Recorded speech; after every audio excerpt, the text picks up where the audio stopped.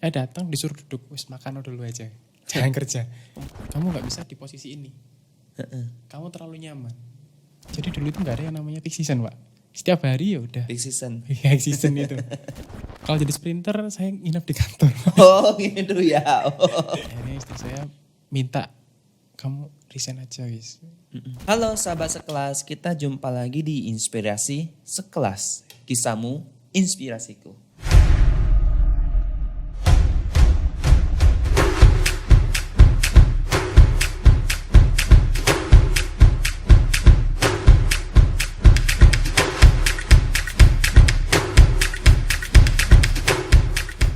Di Inspirasi Sekelas kita kali ini di awal tahun 2021 kita akan memulai lagi resolusi baru.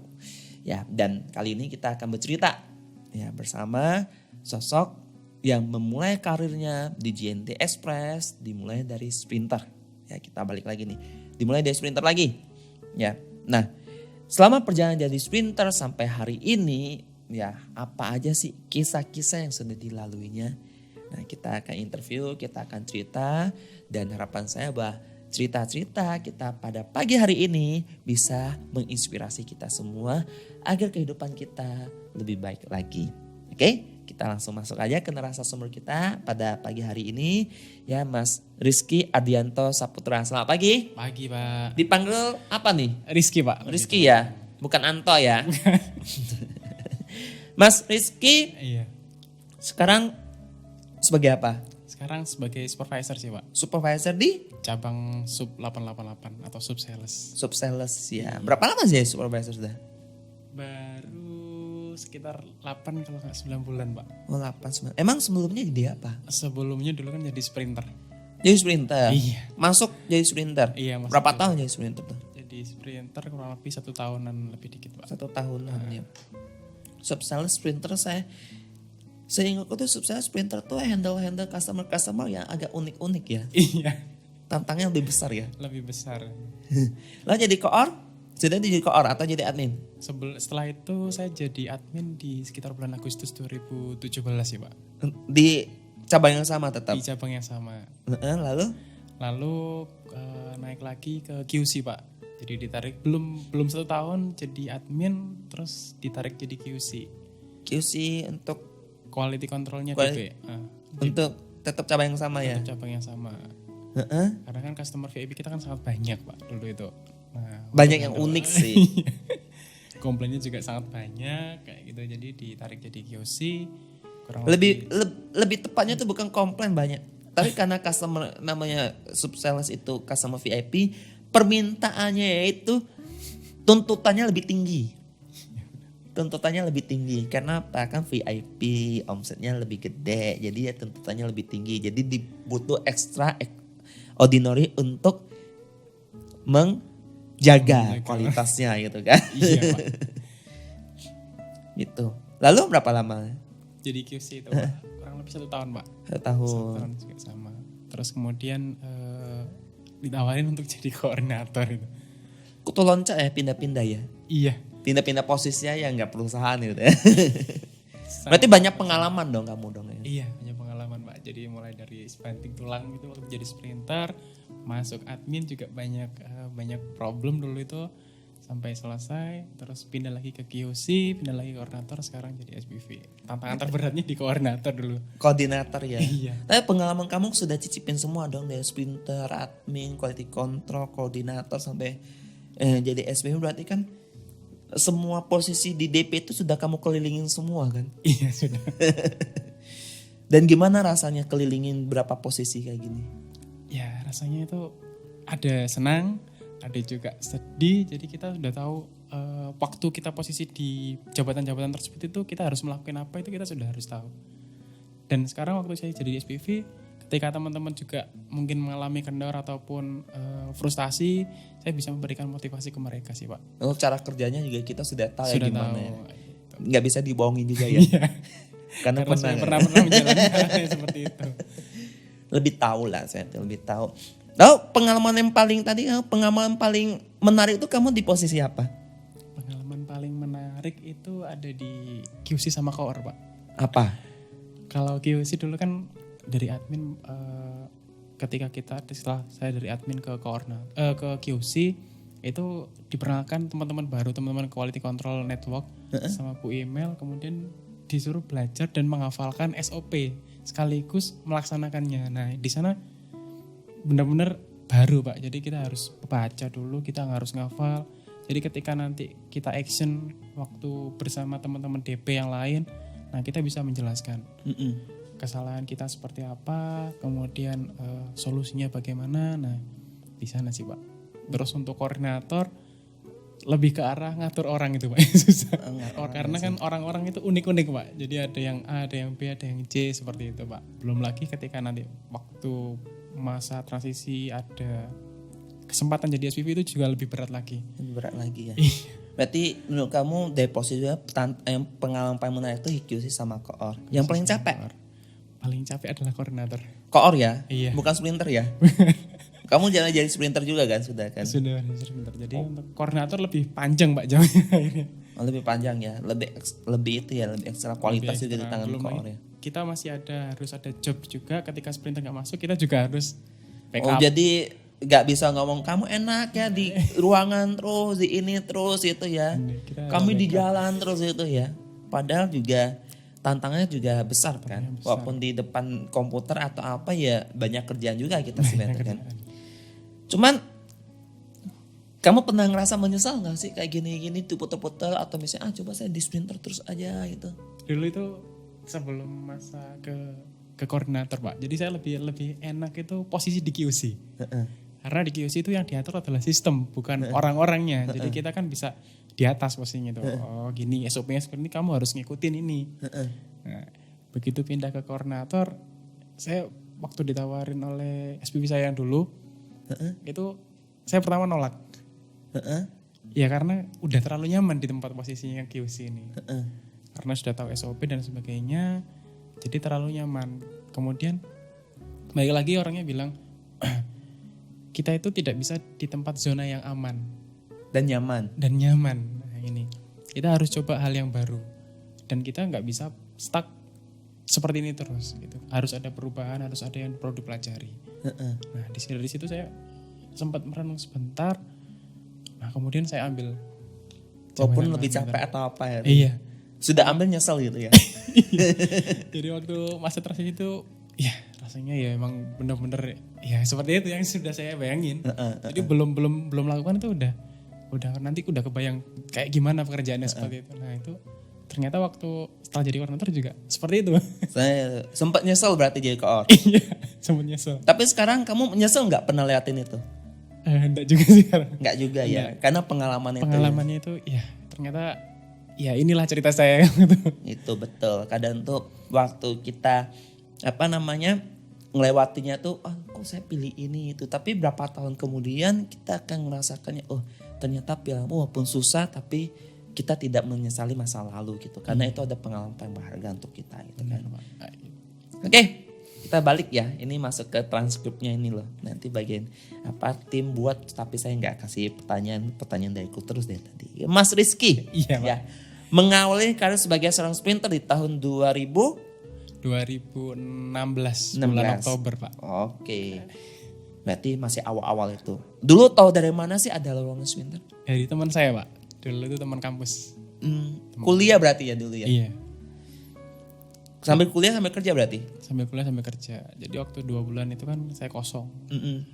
Jadi akhirnya di Malang. Karena kan posisinya kan itu masa libur saya. Libur. Jadi posisi di Malang. Jadi di Malang PP ke Surabaya. Kalau untuk jam kuliah saya masuk. Kuliahnya di Malang? Kuliahnya di Surabaya. Nah tapi untuk pulangnya ke Malang. Karena orang tua angkat saya kan di Malang. Oh, berarti tinggal di Malang? Tinggalnya di Malang. Jadi kalau misalnya udah selesai ya balik ke Malang. Karena ya gak ada dana itu Pak. Dulu itu seperti itu. Sekarang tinggal di mana? Sekarang tinggalnya saya di Benowo sih Pak. Bisa ngontrak sekarang. Oh bukan di Malang ya? Bukan. Lalu waktu kerja jadi sprinter? Kalau jadi sprinter saya nginep di kantor. Oh gitu ya. Pantes ya. Anak-anak kok ini royalitas tinggi tanpa batas gitu kan. Sekalian hemat uang kos. Dulu memang perjuangan kita luar biasa sih teman-teman. Saya lihat tuh ada yang demi kerja, berkarir itu kan. Lalu ya sambil lah, sambil bantu jaga TV, sambil hemat uang kos gitu kan. Gitu. Tapi nggak apa, itu masa-masa kita sudah lewatin, dan memang perjalanan mumpung masih muda, lewatinlah hal-hal yang unik ini. Kalau sudah tua mau lewatin itu lagi sudah nggak bisa. Iya. Kalau misalnya sudah tua tuh tempat kotor dikit sudah antibodi tubuh kita sudah gak bagus, itu turun. sudah mencret-mencret dan sebagainya.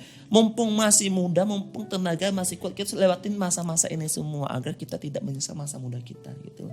Terlalu nyaman di masa muda, ujungnya tuanya itu susah gitu loh. Waktu muda itu produktif, menerima segala tantangan gitu kan. Iya, benar Pak.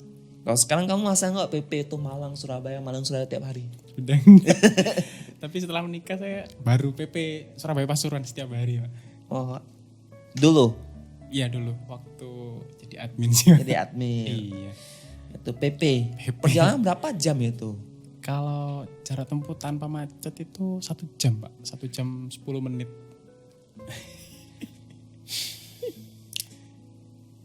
Saya nggak tahu lah. Kalian tuh yang di jalan-jalan tuh yang gitu jauh ya gitu.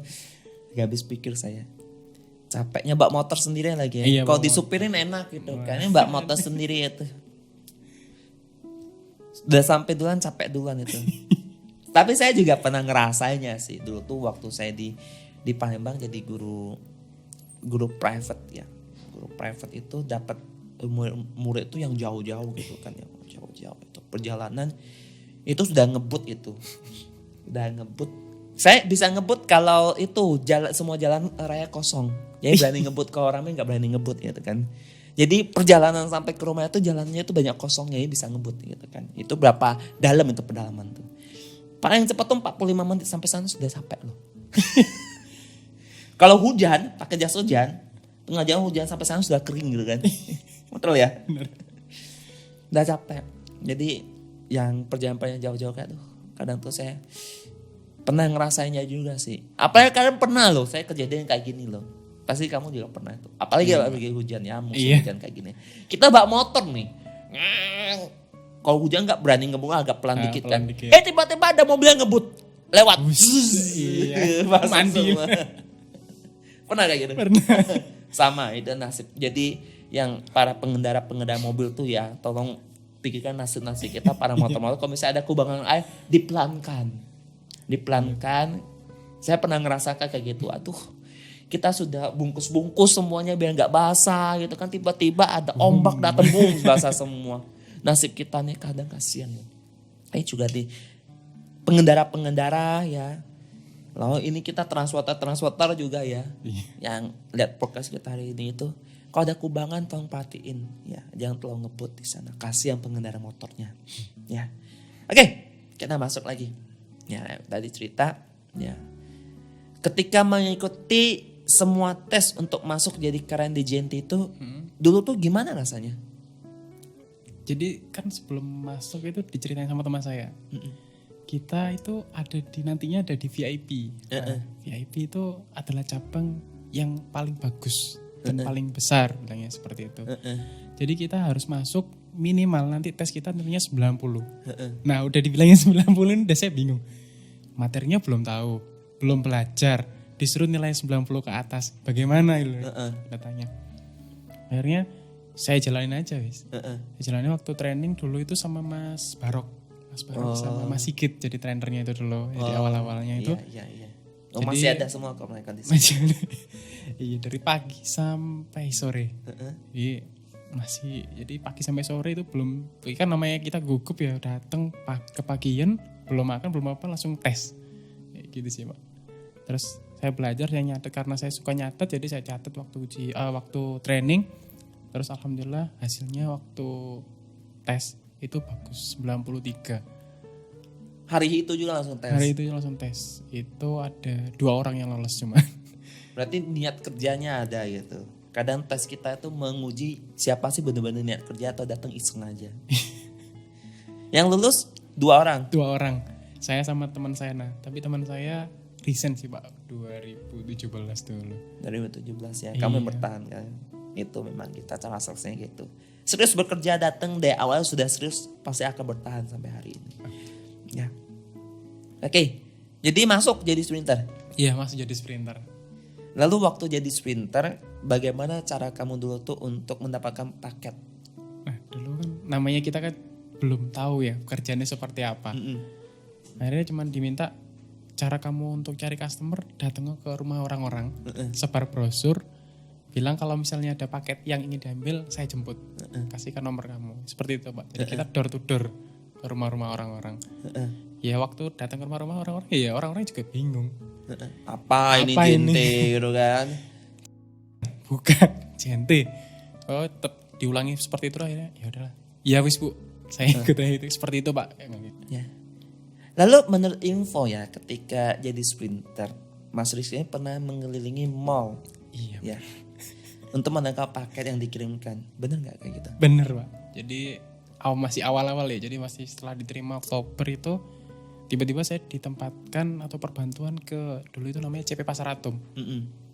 Nah itu ownernya namanya Bu Chandra. Jadi, nah saya di sana baru pertama kali datang kan saya minta kerja karena namanya masih baru. Jadi saya juga masih takut. Saya datang disuruh duduk, wis makan dulu aja, jangan kerja. Baik sekali ownernya. Seperti itu. Jadi saya datang itu bingung malah. Ini kok kerjanya seperti ini kerja apa ini di sini? Disuruh makan gitu ya. Atau 3:30. Nah, 3:30 ini disuruh ikut kurir yang di sana. Disuruh masuk ke lantai 4 Pasar Atom, suruh olahraga sebentar, langsung kita keliling ngiterin mall itu Pak, keliling mall itu. Jadi kita masuk ke dalam toko, keluar lagi, masuk ke dalam toko, keluar lagi, seperti itu sampai di lantai 1. Oh, jadi isi tenaga dulu awalnya gitu kan. Jadi ya Pak ngapain itu? Masuk tuh. Ya kita nanyakan ada paket yang ini dikirim nggak gitu. Oh. Jadi masuk toko keluar lagi, masuk toko keluar lagi. Jadi bukan kita nyebar brosur tapi kita langsung action di sana. Oh, Pak. keliling-keliling kayak ini gitu ya. Iya. Tiap hari gitu. Tiap hari seperti itu. Dapat nggak paketnya? Dapat. Jadi waktu kita bertiga itu turun itu pasti tasnya penuh semua. Oh, jadi memang bikin satu kebiasaan bahwa ini tiap sore jam sekian itu ada kurir yang masuk untuk keliling-keliling ambil paket gitu ya. Pokoknya 4:30 atau mendekati jam 5 sudah harus di CP. Kemudian kita lanjut lagi ke ITC. Dengan hal yang sama. Kayak gitu Pak. Jemput bola ya gitu ya. Jemput bola. Gimana pengalamannya kayak gitu? Capek Pak. Capek. Pegel kaki itu. Jadi kan keluar masuk gitu. Ya malu pastinya kan. Ditolak gitu, keluar lagi, pindah toko sebelah lagi. Jadi tiap hari seperti itu. Awal-awal kayak gitu tolak, lama-lama orang-orang toko? Iya udah biasa. Oh ada Mas gitu bilangnya. Ada juga. Oh kosong Mas bilang gitu. Oh sudah mulai bisa menerima gitu ya. Gitu Pak. Awal-awal nggak bisa terima gitu ya. Gak ada gitu langsung gitu. Dulu ada yang suruh datang datangnya sini minum dulu gitu. Terus tadi kan cerita keliling-keliling mall-mall ya, outlet. Lalu dulu kecuali keliling mall, apalagi sih yang dilakukan biar bisa dapat customer? Iya yang tadi Pak, adalah kita door to door nganter brosur itu Pak. Oh itu ngampasing kita ngampasing paket. Karena kalau nggak kayak itu ya susah juga mau gimana mengenalinnya CNT itu Pak. Betul. Ya, ini namanya teman-teman kita yang ngerintis awal tuh yang JNT nggak terkenal sampai hari ini itu yaitu perjuangannya itu ya. Iya. Lalu ini transkrip nih. Mas Rizky ini kan termasuk orang yang kepo. Transkrip ya, bukan saya yang ngomong itu. Karena setiap selesai pekerjaan selalu bertanya tentang tugas dan pekerjaan dari admin. Kenapa kok kepo betul sih? Karena ya kenapa ya waktu istirahat kan daripada keluar makan dengan teman-teman kan saya kan juga bukan perokok sih Pak. Jadi kan lebih mending makan di kantor. Makan di kantor sebelah itu ada orang-orang yang pegang komputer terus. Karena saya kan basicnya komputer, akhirnya saya iseng tanya-tanya. Jadi kamu ngelakuin apa gitu loh, apa yang kamu kerjakan, jabatanmu apa. Nah kayak gitu diajarin. Ini namanya nginput. Dulu itu kan kita masih ketik manual tuh resi kita tulis tangan, dia ketik, abis itu mereka input, kemudian rekap pendapatan dan sebagainya gitu Pak. Nah akhirnya saya tanya-tanya gimana cara gunain ini diajarin Pak. Oh, tadi kamu ngomong kamu basicnya komputer, emang kamu basicnya apa sih? Ya karena dulu saya kan kalau untuk lulusan SMK itu teknik komputer jaringan Pak. Oh, orang komputer, ngerti komputer berarti kamu? Iya. Dulu emang sebelumnya jadi IT itu ya tadi Iya. itu ya. Oh iya, saya lupa. Jadi asisten programmer. Programmer bahkan ya. Iya. Luar biasa. Itu lalu ujungnya belajar dan Belajar, kepo-kepo tuh. akhirnya- Nggak disuruh. Nggak. Pengen sendiri, Pengen tahu. sendiri, pengen tahu. Ini belajar. Akhirnya jadi admin. Akhirnya jadi admin. Gara-gara- Ada peluang. Gitu loh. Yang apa namanya? Sprinter kita yang di apa namanya? Lagi di lapangan atau apa yang nonton podcast ini ya. Jadi kadang tuh kita tuh pengen dapat peluang lebih baik lagi dibanding kita sekarang, pengen naik jabatan atau apa, kita harus mau ada extraordinary yang kita keluarkan. Kita jam istirahat biasanya contoh tadi tuh cepat makan sudah tuh kepo-kepo belajar sama temen yang lainnya yang melakukan hal itu, tanya itu baru ada kesempatan. Kalau misalnya kita nggak mau belajar kayak gitu, buka diri, gimana kita bisa ada kesempatan lebih baik. Jadi hal-hal segala sesuatu rezeki itu datang atau biasanya jabatan dapat tuh bukannya langsung jatuh dari langit tuh kasih gitu kan. Iya. Tetap harus ada yang harus kita Dijemput lakukan. ya. Kita harus jemput kan rezeki itu kan. Iya. Kita harus belajar hal yang kita nggak tahu, kita harus belajar. Nggak bisa ngomong, oh kalau saya dikasih kesempatan saya mau belajar. Enggak, kita belajar dulu baru bisa dapat kesempatan gitu kan. Betul ya? Iya, sistem saya kayak seperti itu, Pak. Dan kenyataannya Memang. kayak gitu kan. Iya. Oke.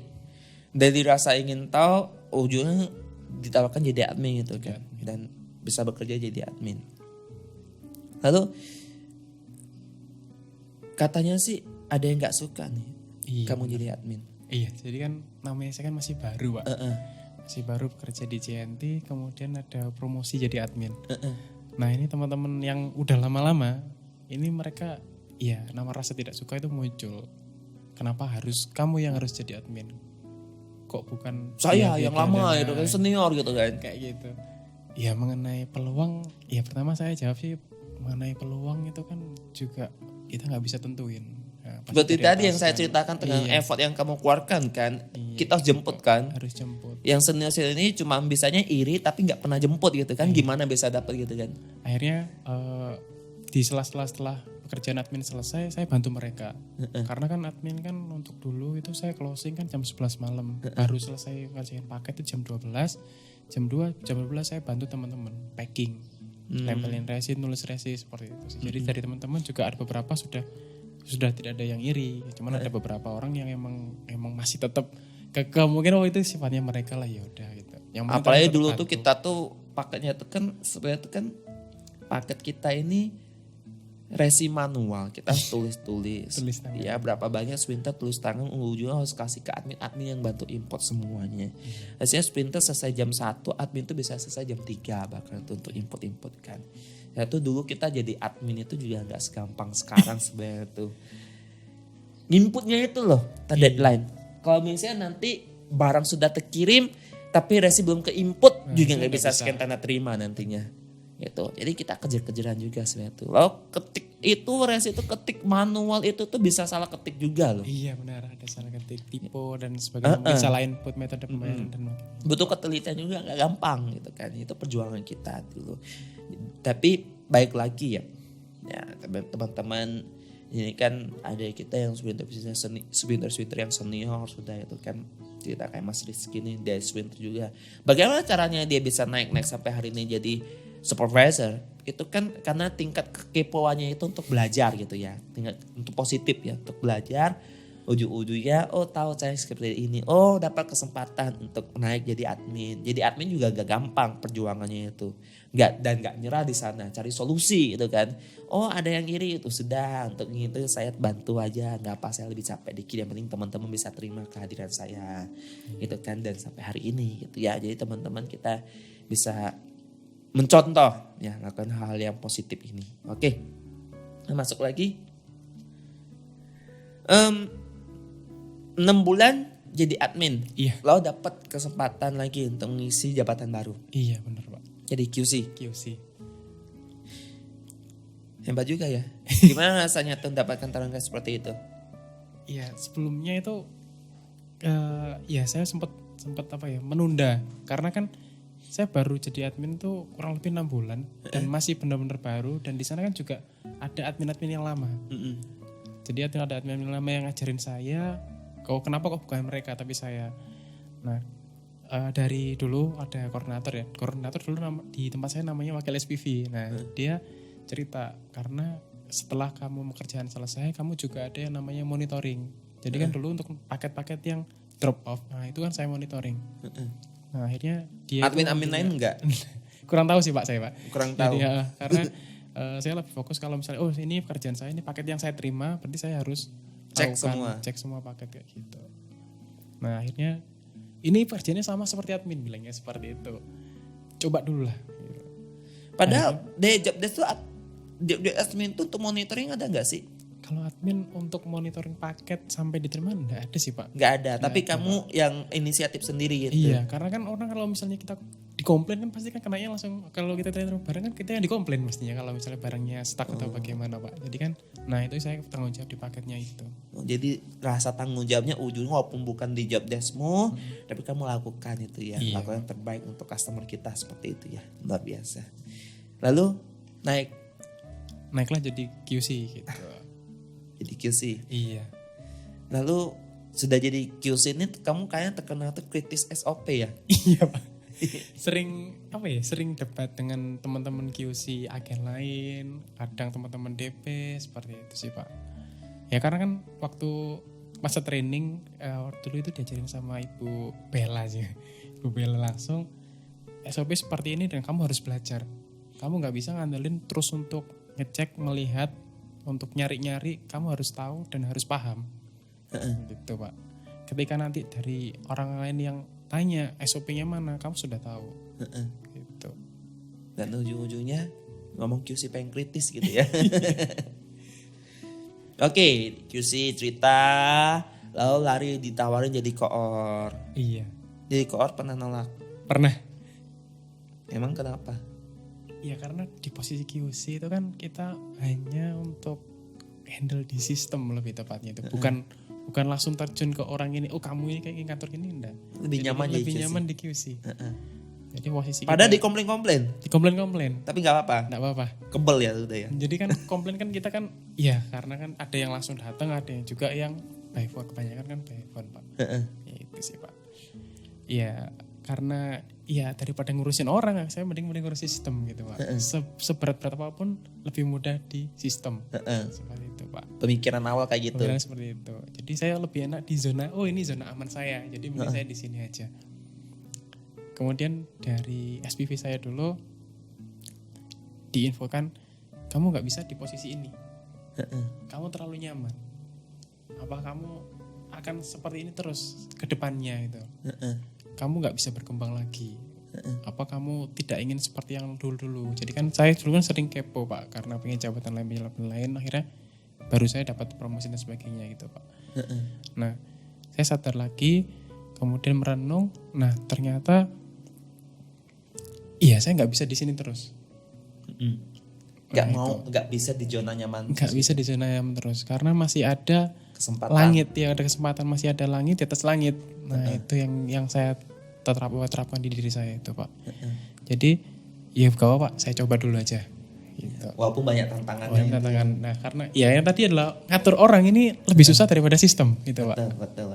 Ya akhirnya nanti ya setelah masa promosi ya beneran hadapannya adalah orang-orang yang diatur.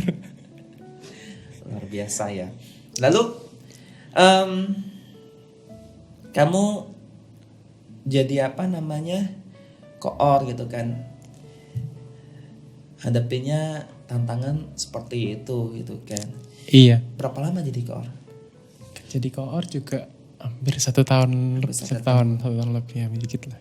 Itu. Iya. Jadi teman-teman ya, benar kata Mas Rizky ya. Jadi kalau misalnya kita sudah terlampau nyaman, apalagi masih muda-muda gitu ya, nggak terima tantangan baru, ya kita akan gitu-gitu terus saja. Nggak ada kesempatan untuk lebih baik lagi, kan? Mau lebih baik lagi atau apa itu tergantung kita. Kita bisa menerima tantangan baru untuk berada di zona yang lebih menantang lagi untuk kita, gitu kan? Dan dibalik lagi perubahan-perubahan kayak gitu ya, Karena kan sistem penggajian kita itu kan dari sprinter, admin, QC, Core. core itu berbeda-beda. Pasti akan ada terjadi perubahan, ada gejolak juga kan. Iya, ada gejolak juga. Ada yang bisa naik, ada yang bisa bahkan lebih turun. Iya, bahkan di waktu jalan ke waktu di koor itu sampai di Oktober ya. Oktober kan sistem koor baru mengenai PKP dan sebagainya. Nah itu sempet saya Down di sana. Lalu pengen resign? Kalau resign sih enggak, Pak. Cuman pengen pindah. Pengen pindah. Tapi terakhir Kali ya. Iya. bener dipindah. Enggak sih, Pak. Enggak pindah. Tetap di sana. Pindah kan, pindah jabatan kan. Oh iya. Setelah melewati masa-masa suram, Pak. Tapi itu satu batu loncatan sih menurutku. Kalau misalnya misalnya dari sprinter tiba-tiba langsung jadi SPV, nggak mungkin. Iya. Itu kan jenjang. Kadang tuh kan di kita sini kan ada sprinter, admin, koor, SPV, bahkan nanti jadi manajer atau apa, itu kan jenjang. Iya. Dan tiap jabatan tuh ada tantangannya masing-masing. Ada ujiannya masing-masing, gak ada yang enak sebenarnya. Mau jadi manajer pun gak ada yang namanya manajer itu enak, itu angka-angka dan sebagainya itu. Gak ada namanya itu. Tapi pasti ada tantangan. Ada juga enaknya gitu, jenjang karirnya kita naik terus. Dan naik jabatan belum tentu gaji naik. Karena sistem di kita ini lebih, bukan kejam ya, tapi lebih mendidik karakter masing-masing bahwa kita bekerja lebih. Dan kita memiliki tanggung jawab lebih. Tanggung jawab ini kita sudah penuhi, kita baru bisa dapat yang lebih. Dan saya ngomong tuh belum tentu gaji naik itu untuk sementara. Kalau misalnya kita bisa lihat ini, kita perbaiki manajemennya, pendapatan kita pasti bisa lebih-lebih dibanding sekarang. Itu proses. Proses kita lalui semua. Ya sampai hari ini. Ya mau langsung dari koon, di SPV juga nggak semata-mata langsung berubah juga. Pasti ada prosesnya kan. Benar kan? Lalu kamu tanya jadi SPV, kamu ini sempat nolak lagi atau enggak? Kalau jadi SPV, ya enggak, Pak. Enggak nolak. Enggak nolak. Enggak nolak lagi. Tapi tahu kan tantangannya SPV? Tahu, Pak. Ya itu tantangan di bulan Oktober itu, Pak. Jadi kan saya kalau misalnya kamu mau jadi SPV, kamu harus memenuhi target ini, Pak. Nah, target di sana yang sangat suram, Pak. Oh gitu ya. Iya, yang tadi tak bilangin adalah iya itu masa-masa suram banget. Tapi tetap Selama bekerja. kejar targetnya ya. Terkejar akhirnya, Pak. Terkejar juga ya. Di Januari kalau Januari ya. Gitu kadang tuh. Waktu terima target tuh ngerasa ini nggak mungkin gitu kan. Ini agak. Tapi kalau misalnya kita percaya dengan kekuatan kepercayaan kita ini, apapun yang rasanya agak sulit atau apa pasti bisa kita lewatin dan pasti tercapai. Flashback lagi mikir-mikir hebat juga ya gitu ya. Hal yang kayaknya bisa juga kita gitu ya. Hebat ya gitu ya. Saya juga sempat mikir kayak gitu sih hal tuh. Dulu saya hebat juga ya gitu kan. Sekarang suruh mulai belum tentu tahu caranya gimana gitu kan. Tapi dulu kita hebat gitu kan. Itu kadang tuh jadi karakter manusia kan ngomong agak sulit langsung mau nolak gitu kan. Iya benar. Tapi ya coba kita jalankan dengan modal kepercayaan kita keyakinan kita kalau kita pasti bisa. Ya pasti kita akan memikirkan segala cara yang halal bagaimana kita bisa mewujudkan target ini gitu ya. Itu teman-teman. Ya. Oke. Mas Rizky yang darinya dulu dari sprinter lalu jadi admin, jadi QC, lalu jadi koor, juga pernah apa sih yang dilakukan dari diri kamu sendiri agar sampai sekarang tuh bisa liatin jabatan-jabatannya dengan baik. Untuk yang diterapkan ya, Pak ya? Iya. Ya dari dulu sampai sekarang itu adalah yang pertama disiplin. Disiplin yang diajarkan oleh SPV saya dulu itu diajarkan adalah disiplin. Kemudian jangan pantang menyerah. Mentalnya itu harus mental baja, jangan sampai mental tempe. Gitu, Pak. Terus yang ketiga jangan pernah stuck atau puas sampai saat ini sekarang. Zonanya itu iya, ya. di zona itu, Pak. Oke. Dan perjalanan kamu yang panjang ini ya, dari berbagai posisi yang sudah kamu rasakan, pasti ada orang di balik kamu yang bisa membuat kamu seperti ini. Ada, Pak. Ada. Siapa? Yang mendukung, membuat kamu gitu. Yang mendukung adalah yang pertama dari keluarga angkat saya. Dari bapak malah sama ibu ditambah istri saya dulu. Ya waktu flashback lagi ketika dulu emang saya waktu baru nikah itu kan gaji saya emang sangat kecil Pak. Nah itu dia yang support Pak. Kalau Sudah nikah itu sudah di JNT? sudah baru di JNT Pak. Oh baru awal-awal. Awal-awal. Awal-awal jadi sprinter berarti ya? Iya jadi sprinter. Oke. Lalu lanjut. Nah itu ya dengan gaji yang sangat kecil, kalau saya mikirnya itu kalau misalnya saya pindah-pindah pekerjaan nanti akan kemakan sama waktu atau umur lah kayak gitu. Kalau misalnya saya pindah ke pabrik juga ada batasan umur dan sebagainya itu Pak. Akhirnya saya juga ngobrol sama orang tua, coba ditukunin dulu aja. Kalau misalnya nanti suatu saat pasti ada hikmah lah di balik ini semua gitu sih Pak. Itu yang bikin motivasi kamu tuh sudah sprinter kosong, coba belajar yang lain, coba belajar yang lain, mana tahu ada kesempatan dan ternyata ada gitu ya. Gitu. Oke, lanjut nih. Ya, kalau misalnya saya tampilkan satu foto ya di sini ya, Iya. kamu coba lihat ini. Ingat gak sih sosok orang ini? Apa hal yang terkesan yang kamu ingat dari sosok ini? Pak Denny. Denny William ya, bukan saya ya. Pak Denny William ini dulu pernah mencoba jadi manajer saya dulu di 2016-2017. Beliau itu orangnya bijaksana Pak. Bijaksana. Orangnya juga tegas. Tapi kok ketika kita di waktu sharing itu orangnya bisa seperti sahabat. Jadi membimbing kita, memotivasi kita untuk lebih baik lagi. Seperti itu sih Pak orangnya Pak. Caring ya. Iya. Oke, lanjut. Satu lagi. Satu lagi Pak. Yang ini? Yang ini namanya Pak Oni. Sekarang menjadi, dulu SVP saya, sekarang menjadi manajer. Manajer area saya sih Pak. Orangnya lebih sangat-sangat disiplin Pak. Jadi kita dibimbing untuk disiplin yang pertama itu Pak. Terus yang kedua mental. Yang tadi saya bilangnya adalah kita itu harus mental baja, bukan mental tempe. Seperti itu Pak orangnya itu. Jadi benar-benar orangnya lebih konsisten terhadap waktu, apalagi terutama waktu Pak gitu. Jadi ketika kita ada target ini, bagaimanapun caranya kita harus bisa. Kau pernah merasa menyesal nggak sih pernah dididik oleh mereka berdua? Enggak sih Pak, karena sudah saya alami sendiri Pak dan ada hasilnya gitu loh. Ada hasilnya. Ada hasilnya.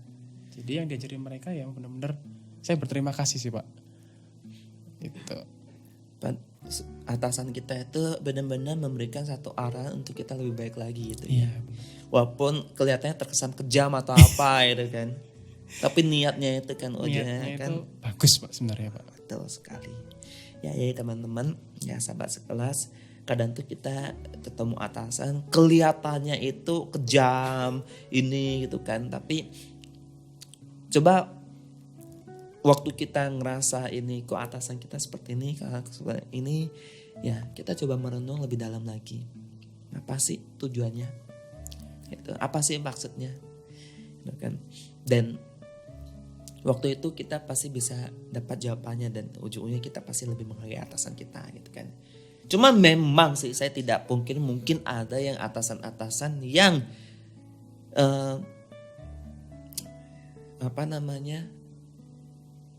kurang bisa membina atau mengambil kesempatan dalam kesempitan sebagai memiliki jabatan seorang atasan. Itu kita singkirkan dulu atasan-atasan. Di JNT juga banyak atasan-atasan yang benar gitu loh, yang benar, yang memang memiliki niat yang bagus gitu, karena budaya perusahaan kita juga sangat kuat sekali gitu kan. Ya pasti untuk membuat perusahaan kita semakin baik. Kalau misalnya isi atasan kita tuh yang bobrok-bobrok, ya mungkin bikin JNT bisa seperti ini kan. Iya. Nah, gitu kan.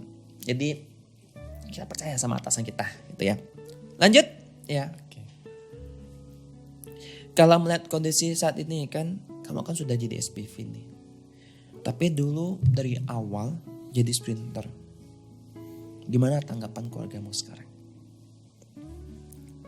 Iya dulu, yang namanya dulu Pak ya, jadi waktu sprinter, iya tanggapannya emang pekerjaannya emang belum jelas. Terus perusahaan juga tidak terkenal dulunya. Sampai sekarang mereka malah bersyukur ternyata dari perusahaan yang tidak terkenal sekarang menjadi booming sih Pak. Terkenal ini, Iya, terkenal jadi banget. besar gitu. Jadi ya. besar. Apalagi orang tua kandung saya yang di Kediri itu yang dulunya tidak kenal sekarang sangat-sangat kenal gitu Pak.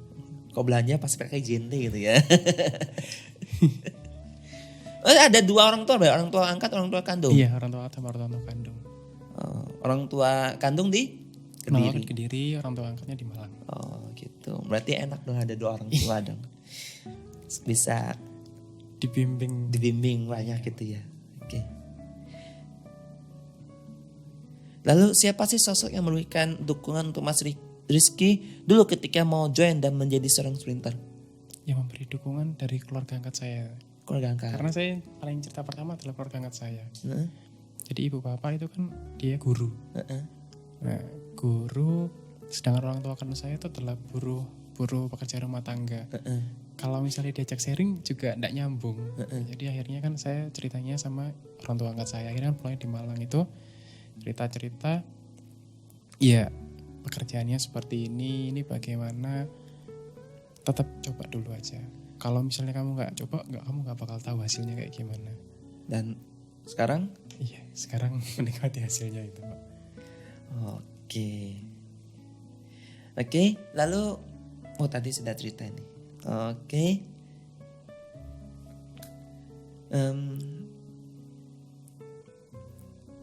Kalau kemarin tadi kan saya cerita kamu menikah gitu kan. Iya. Lalu nikah, itu nggak langsung tinggal di Surabaya, tapi PP. Benar. Itu dari istri kamu sendiri itu tanggapannya seperti apa tuh PP kayak gitu? Iya, yang pertama istri saya itu menolak sih Pak kalau untuk PP itu. Karena capek pastinya itu. Tapi dari saya kan, saya udah punya istri, masa mau tinggal di Surabaya aja bisa tempat gitu. Dari sini kan tahu jawab seperti istri, akhirnya saya PP. PP pun sering dikomplain sama istri saya itu. Ya kan namanya kan kita berangkatnya siang, pulangnya pagi, subuh kalau kan karena kerjanya juga jauh. Pulang-pulang dari kantor itu kan malam lagi kan, takut bahaya di jalan dan sebagainya juga kan. Tidak sih Pak, jadi di kantor itu kita selesai operasional jam 2:30 Pak. Jadi dulu itu nggak ada yang namanya peak season Pak. Setiap hari ya udah Peak season. peak season itu. Jadi setelah kita dulu packingnya Coolpad, dulu masih zamannya Coolpad. Nah itu selesai, ya itu paling sekitar jam 3. Ya itu jam 3 teman-teman bersih-bersih bareng-bareng, 3:30 itu baru perjalanan pulang. Pulang sampai rumah Paling 4:30 gitu. Lalu tidur berapa jam? Itu sih Pak, bangun-bangun pokoknya jam 11 itu Pak. Oh kamu shift Soalnya siang bangun. berarti? Iya, yang jam 1 dulu masuknya. Oh masuk jam 1 ya, shift siang ya. Oh iya memang yang itu ada Yang shift di siangnya. Iya ada shift siang. Itu. Oh masih sempat ya, tapi cuma pulang untuk tidur jadinya. Tidur. Jadi nggak sampai ngelihat kondisinya seperti apa gitu, bantu tuh enggak. Jadi cuman pulang dipakai untuk tidur. Dan perjalanan kan juga lumayan jauh kan, Lumayan masalahnya jauh. tuh kan. Ujungnya kan juga sudah capek dan sebagainya itu kan. Oke. Lalu sempat gak sih tadi itu ngomong suruh pindah aja lah ke, dulu kan istri Ke Pasuruan ya. Surabaya. Pindahnya ke Pasuruan. Pernah. Lalu Sampai yang di Oktober itu waktu saya jadi koor dan ada target-target untuk jadi SPV. Nah itu benar-benar karena emang kendala dana ya dulu ya. Kendala dana dan waktu itu juga gaji juga sangat turun karena sistem baru. Nah itu diminta untuk pindah. Saya coba tanya langsung ke dulu kan namanya manajernya Pak Wani, boleh nggak pindah ke Pasuruan gitu. Ditolak. Akhirnya istri saya minta, kamu resign aja wis, cari kerja di Pasuruan. Terus mertua juga sama gitu, janganlah gitu. Kan saya udah kerja di CNT udah lama, cuman gara-gara kayak gini saya harus cari pekerjaan baru lagi ya gitu. Jadi saya beri pengertian sih ke istri saya itu. Ditambah waktu punya anak, jadi punya anak itu saya nggak pernah nemenin Pak. Jadi yang sama kayak perputaran antara pagi sama malam itu sama, jadi kayak sebelum punya anak sama setelah punya anak sama. Karena emang fullnya di kantor gitu. Iya. Waktu libur? Waktu libur baru full. Baru- Tapi kebanyakan saya tidur juga. Saking capeknya sih Pak. Jadi bangun-bangun ya jam 11 siang, nemenin bentar, jam 3 tidur lagi. Oh gitu ya. Udah sakit semua badannya. Bayar itu ya, utang-utang kurang tidurnya ya. Iya. Lalu akhirnya memutuskan untuk pindah Surabaya. Iya, akhirnya ketika ada dana, ya dapat hasil di Januari, ternyata target semua terpenuhi. Januari saya ajak ke kos. Januari kapan? Januari 2020 ini Pak. Berarti ya, tahun kemarin dong. Iya tahun kemarin. Ini kan 2021 sudah. Iya. Udah beda tahun loh. Saya ajak itu 2020. Jadi selama itu 6 bulan Pak. 6 bulan istri saya ternyata ya tidak kerasan lah di Surabaya itu. Panas dan sebagainya, minta pulang lagi. Baru September 2020 itu baik lagi. Kita kontrak udah sampai sekarang. Oh, kerasan belum? Sudah kerasan. Ya Surabaya memang lebih panas sih. Tapi kan dekat sama keluarga kan lebih hangat jadinya. Lebih enak Pak. Jadi untuk masalah keluarga juga lebih kecil sih Pak. Iya, karena ketemu terus tiap hari. Oke. Berjalan yang cukup panjang dan banyak pengalaman juga yang Mas Rizky rasakan kan. Nah, dari semuanya ini, apa yang membuat Mas Rizky ini masih bisa bertahan sampai hari ini? Keluarga Pak. Tetap keluarga ya. Tetap keluarga yang sampai bisa bertahan. Perjalanan gak gampang sebenarnya. Iya. Banyak lika-liku, banyak problem, dapat hasil. Nah itu sudah jadi motivasi saya Pak. Dulu ya cuma dulu, sekarang minimal kita bertahap ya. Iya. Awalnya cuman bisa numpang tidur di kantor. Lalu bisa PP, sekarang bisa kontrak ya. Iya. Ini target berarti bisa beli rumah sendiri ya. Alhamdulillah kemarin itu sudah realisasi rumah sih Pak.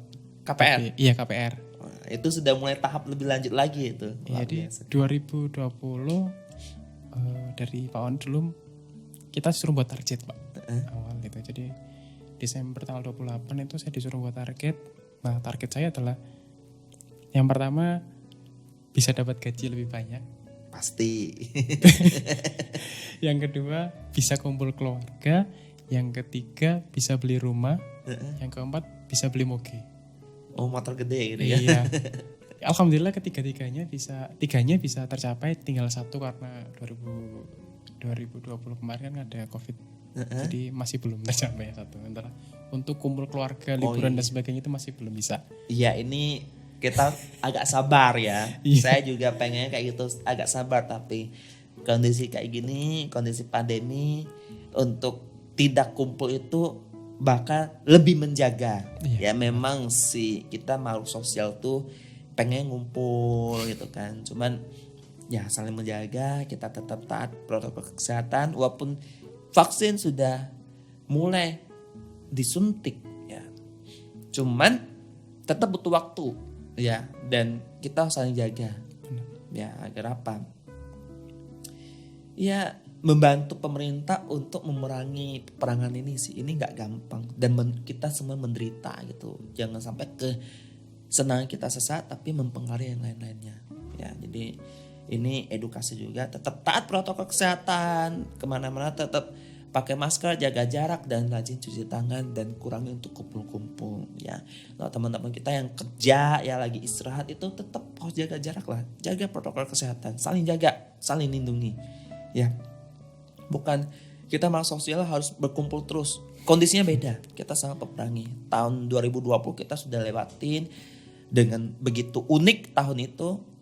Harapan saya tahun 2021 nih ya setengah tahun lagi lah tahan-tahannya. Karena ini sudah mulai vaksinasi ya, butuh waktu ya, juga nggak cepet ya. Saling jaga ya. Oke, balik lagi. Iya. Apa sih? Oh tadi sudah ya, bisa KPR. Yang belum terpenuhi juga kumpul keluarga ya. Iya, tinggal satu aja. Oke. Oke. Mas Rizky, ya silakan berikan satu kalimat untuk para sahabat sekelas ini supaya bisa melakukan suatu hal yang seperti Mas Rizky lakukan. Bisa dimulai, Pak. Boleh. Ya, jadi teman-teman, yang harus kita lakukan adalah kita menjaga kepercayaan dari atasan kita. Jadi walaupun tugas yang diberikan itu kecil, kita harus bisa selesaikan. Karena ketika tugas yang diberikan besar, kecilnya tidak bisa menyelesaikan, apalagi yang besar. Pasti tambah tidak bisa menyelesaikan. Jadi kita harus awali dari yang kecil, awali dari yang mungkin terlewat, kemudian tekun, kemudian rajin, dan jangan pantang menyerah.